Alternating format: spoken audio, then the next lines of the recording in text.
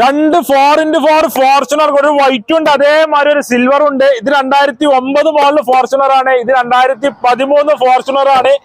2013 model 4x4 ആണ്. അതും UP യിലാണ്, കേരള നമ്പർ ആയിട്ടില്ല. കേരള നമ്പറായി NOC-ലാണ് കിടക്കുന്നുണ്ട്. ഇപ്പൊ 4x4 ആണ്. കിലോമീറ്റർ ഓടിക്കും 2 ലക്ഷത്തിന് മേലെ ഓടിക്കുണ്ടോ.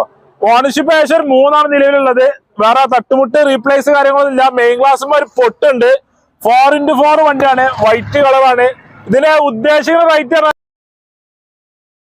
എന്തായാലും നെഗോഷ്യബിൾ ആയ റേറ്റ് ആണ്. ടയർ കാര്യങ്ങളൊക്കെ ഫുൾ ഉണ്ടോ, ഫുള്ള് കരിമ്പുത്തൻ കട്ട ടയറാണ്. തട്ടുമുട്ട് റീപ്ലേസ് ഒന്നും ഇല്ല. UP യിലാണ്. 1177 ആണ് നമ്പർ വരുന്നത്.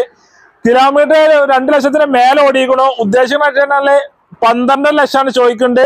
8-9 ലക്ഷം വരെ ലോൺ ഉണ്ട്. 2 ലക്ഷം റുപ്യ നമുക്ക് ഈ വണ്ടി കൊണ്ടുപോകാം. അതേമാതിരി തന്നെ 4x4 ആണിത്.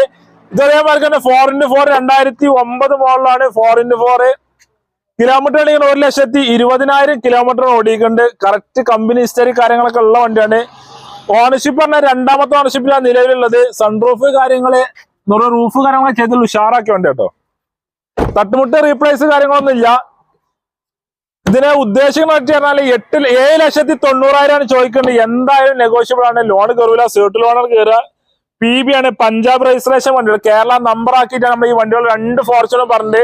വീഡിയോയിലെ നമ്പർ ഉണ്ട്, നമ്പറിൽ വിളിച്ചോളി. കറക്റ്റ് ഡീറ്റെയിൽസ് കാര്യങ്ങൾ ഫോട്ടോസ് വേണമെങ്കിൽ വിട്ടുതരും.